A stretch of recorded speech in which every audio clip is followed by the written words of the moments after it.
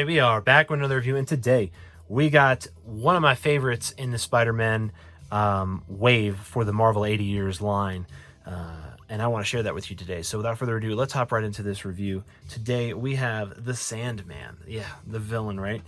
This one is one of my absolute favorites from this particular Spider-Man wave from the Walgreens exclusives. I am just like enthralled by how amazing the sand looks and how you can almost just see it come true to life with how it used to be in the comics, just the sand just flowing and him just like forming things with it. It is awesome to see this pop in this particular like living light, the first appearance of Sandman, which is great. From what was it, the Amazing Spider-Man or something like that, number 20 something, I forget which one it is, the Sandman first appearance, but he was wearing that green shirt, so this is definitely a first appearance pop for sure. Which I wish they would put that first appearance right here on the back. They'd put this Marvel 80 Years logo on the front. They would do a black box with the silver trim on it. Let all these look the same, and this would be an awesome pop to have that. Instead, it's got that regular standard blue Marvel border with the Marvel logo just stamped there in the middle. It's got the Walgreens exclusive sticker there on the front, which is nice. But the Marvel 80 Years logo is just hidden on the back of these pops, and if you didn't have the knowledge of knowing this is part of the set, if these were all in a line next to each other, you would just assume this wasn't part of the set. So, but we got Sandman here. This is my favorite one. This one's awesome. I mean, I love the way that this pop is sculpted. Now, I haven't done, let me see here. I haven't done Craven yet. Let's see if we'll do the bottom, because I've had some issues with this particular line with some of the tabs. I can't even slide that one out. Where the tabs, look at that. The tab is actually like bent down on the side there, so it's like getting caught under these little flaps right here. So it's something you got to be careful about if you are, oh look at that, Spider-Man Sandman Pop C1. So there you go, 42978 PKG. So is this the dang, am I reading that right? Is that 43,000 pops that they're about to roll over? Because they're at 42,978. So is that like 22 more pops and they hit 43,000? I'm gonna actually check this out now. So from now on, when I open up the next few pops that I get that are newer, I am going to be checking the bottom here to see if that's how many pops they've rolled out. Could you imagine 43,000 pops if that's the case? I imagine must be the file name. It's got underscores on it, which the underscores are meant for, I imagine, programming for them to have. That's probably the file name so that it could be typed out. That is crazy. I didn't even notice that before on any of my other. I opened up a few of the other ones, but I didn't look at it. I had it opened like this where I just slid it out. So wow, first time I noticed that. Now I have noticed something else too. I don't know if you've ever taken a Funko box apart before, but on this lip right here, there's like a lip that goes down the inside here, and it runs under this part right here, this flap. If you have been able to separate that successfully without having the glue on there, it has a bunch of really weird characters there. It looks like runes. I don't even know how to explain it, to be honest with you, but I had a Despicable Me pop. The only reason why I know this, I had a Despicable Me pop that had the glue, I guess, wasn't enough on there, and it actually separated from like heat or something. It just dried out and cracked.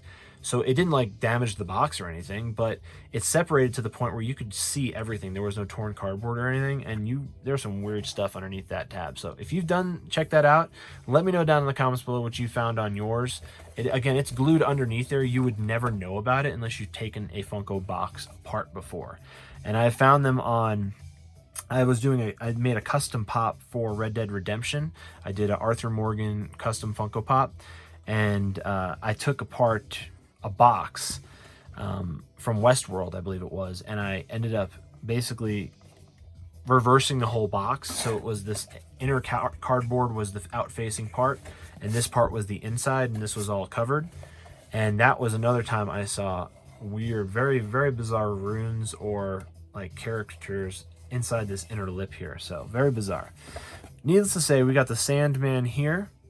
I'm sorry I went on that tangent, but I've just never seen that before. And if you've noticed that, on the bottom of your pop lids, let me know down in the comments below. So we got Sandman here. Oh man, this is an awesome pop. I can already tell how awesome it is just by looking at it and feeling it. It's got that gritty sand feeling to it. It has like a texture to it, not quite flocking. I would say it's more of just like a textured feel to it. It's just like a rough plastic, and not so much like it's like diamond edition. The paint is just kind of inset into some of those holes, which make it looks like, you know, sand itself. Which, I mean, the pay attention to detail on this one is amazing. I mean, look at the belt buckle we got there. The striping is consistent on this pop. The way that pants meets the sand is just like spot on. Great work, Funko, on this one. This is just one of the best I've seen in a while. The hair is spot on. He's got that real tight hair. I mean, the hairline looks good. The eyes are symmetrical. I mean, this is spot on, perfect. I couldn't imagine that it could be done any better than this. This is definitely the Sandman. Look how awesome that is. Wow. I mean, the arm itself has like the chain ball. That is sick. He's got the huge fist right here. I mean, this is just awesome. What a great pop. What a great character, too, to make a pop out of. And a first appearance, nonetheless. I love this classic comic book character. This is great. This is a great series to collect. The Marvel 80 Years line has been so satisfying to put together. It is one of the largest lines that I've ever collected for. I thought the DuckTales one was probably the biggest set before I got into the Marvel's 80 Years line. The Batman 80 Years line isn't even as large as this. Although the Batman 80 Years line is going to be nearly impossible to collect because everyone's going to want that 1,500 piece pink chrome Batman.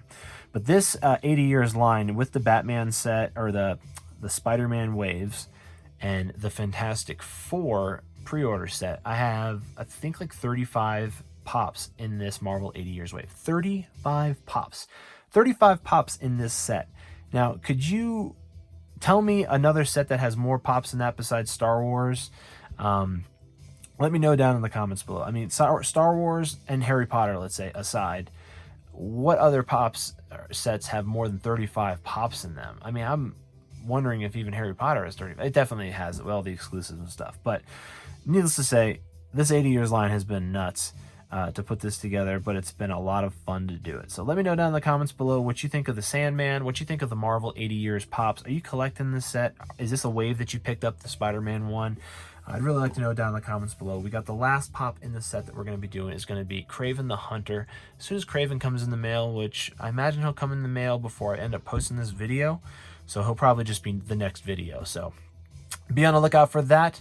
And yeah, let me know down in the comments below what you think of all this, and give me a thumbs up if you like the video. And if you want more content like this, subscribe for more. I do reviews every single day, so look out for that, and have a great rest of your day.